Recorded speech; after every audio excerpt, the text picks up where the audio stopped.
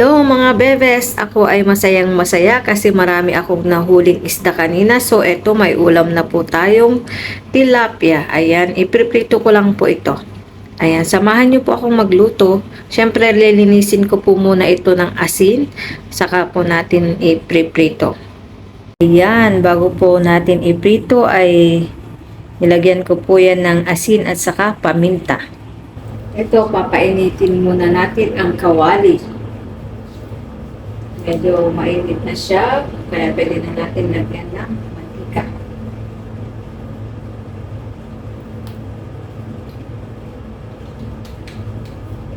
Alam nyo ba, para daw hindi matilamsik ang pripituhin nyo, lagyan nyo daw ng asin itong pagprituhan nyo. Natutunan ko lang po. Tinuro po yan sa akin. Kaya pag nagpiprito po ako, naglalagay po ako ng asin. Painitin lang muna natin yung mantika.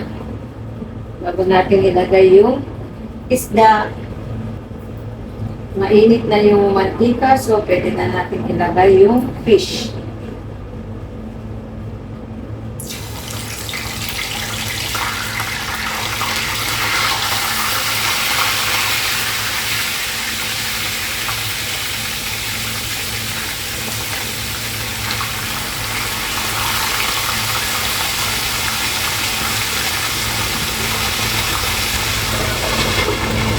Tapos takpan natin para hindi mangamoy.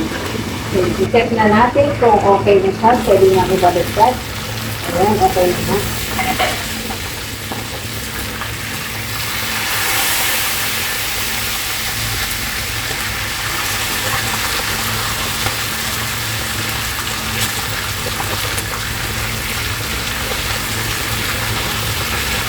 Ayan, ayan. Hindi talaga ako marunong sa magbaliktad. Oo, diba? Ang ganda ng pagkaprito. At saka hindi siya matilamsik. Kaya pag nagprito kayo, lagyan nyo ng asin. Takpan ulit natin.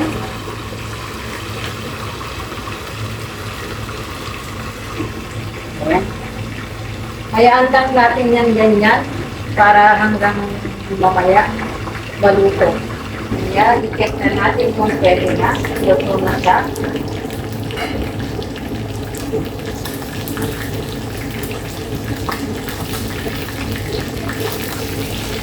Ito, very good ako sa pag-prepare ngayon. No?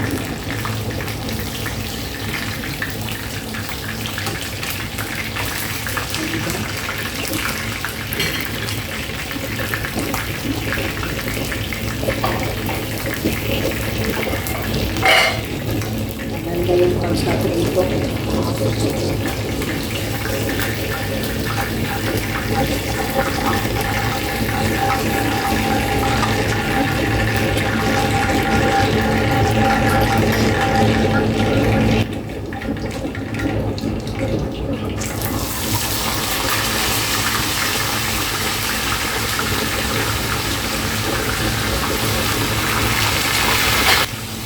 Takpan natin ulit para maganda ang pagkaprito. Kaya habang pinaantay natin maprito yung isda, tayo ay gumawa ng, ipapakita ko sa inyo. Ipapakita ko mga bebes na ako ay nakagawa na ng masarap na kamatis na may pipino. At syempre, nakagawa na rin ako ng aking inumin na may lemon at saka luya. Ayan, so habang nagpiprito, marami po tayong nagagawa. Dapat ganun po ang dapat natin gawin. So, dyan, jack of all trades. Multitasking.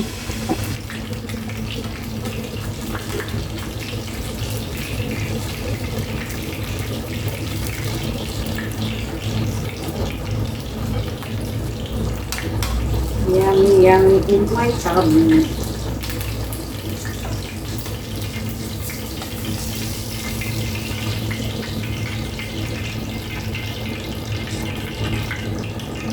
Ayan, luto ng ating pritong tilapia at tayo ay kakain ng mga bebes. Kain na tayo mga bebes. Ito na yung prinito kong isda. Tapos may salad po akong ginawa. Kamatis at saka pipino. At yan, may lettuce po tayo at saka cheesecake na bigay ng aking kapitbahay na si Baby Leia. Habang nanonood po ako ng aking replay kagabi. Yan, kain na tayo mga bebes. Samahan niyo akong kumain mga bebes. Ayan, ang pritong tilapia. Yan po ito po yung nahuli ko kanina ng isda ako sa mga ads ng mga Team Bebes. Kain po tayo. Ako po ay magkakamay kasi isda po ang aking kakainin. Normal, as usual, tayo po ay di kumakain ng rice. Ito lang po, ganito lang po ako kumain. Let's eat habang nanonood ng replay ng aking live.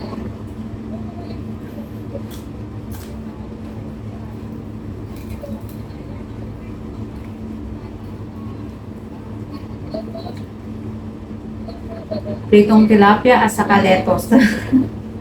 Parang yung ano lang, pang samgyupsal. O, di ba? Sarap.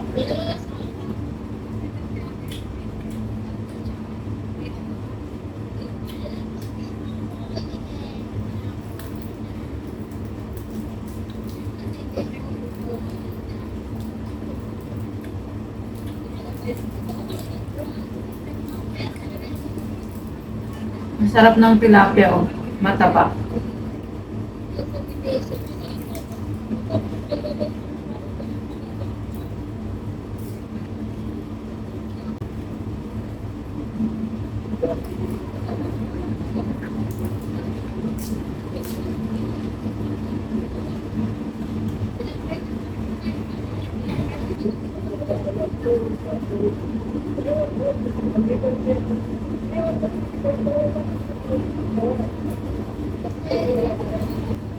Try nyo po, lettuce at saka pritong tilapia. O kahit anong pritong isda, pwede.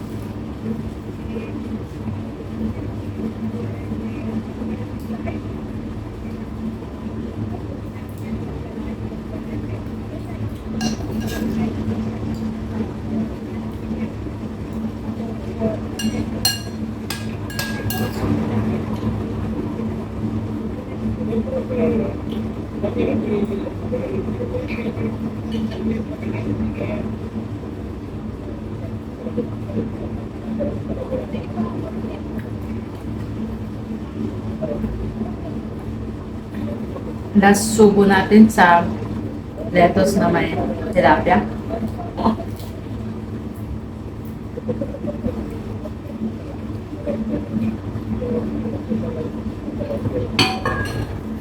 Dahil tapos na po tayo dito ay tatanggalin na natin sa ating harapan at i-next na natin ang ating dessert. Cheesecake.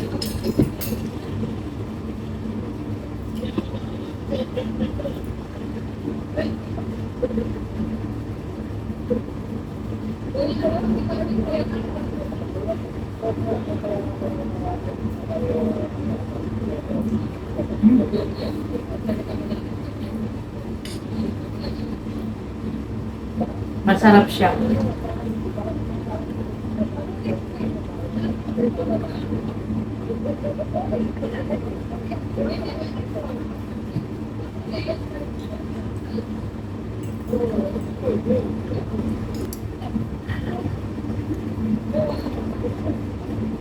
Nakakatuwang panoorin pag nire-replay mo yung video mo, no? Tapos ang kukulit ng mga co-host. 'Di ba? Mga team bebes talaga. Ang mga team bebes pag nagkulitan yan, sobra-sobra. Lalo na pag sa GC, Diyos mio. Mga team bebes may nga kanya-kanyang pangalan na sa GC. Yung iba, kaya nalilito na, nakakalito. Nakakalito minsan. May Mr. T, Miss Hogoterang, ano yun, Kuripot, pinakamabait. Bakit malungkot ang beshi ko? Ay, Diyos me, mga pangalan ng mga nandoon. Matatawa ka pag makita mo. Nakakatuwa pag pinapanood natin ng mga replay ng mga live natin or mga videos natin, di ba? Anyway, sa mga nanonood po lagi at nag-share na aking mga videos, hindi po ako magsasawang magpasalamat sa inyong lahat at sana patuloy pa rin po kayo manood ng aking mga videos at mag-share.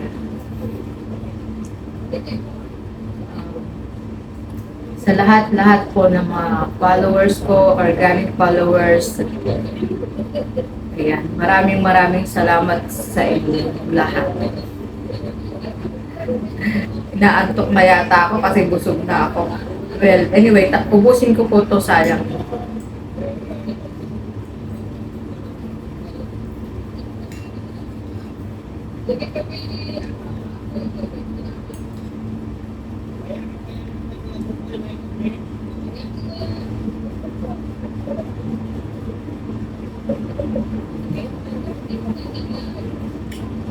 Ayan. Tapos na po tayong kumain. So, salamat po sa pagsama nyo sa akin, sa aking pagluluto, hanggang matapos po akong kumain. Thank you for watching and God bless everyone. I love you all. Mwah.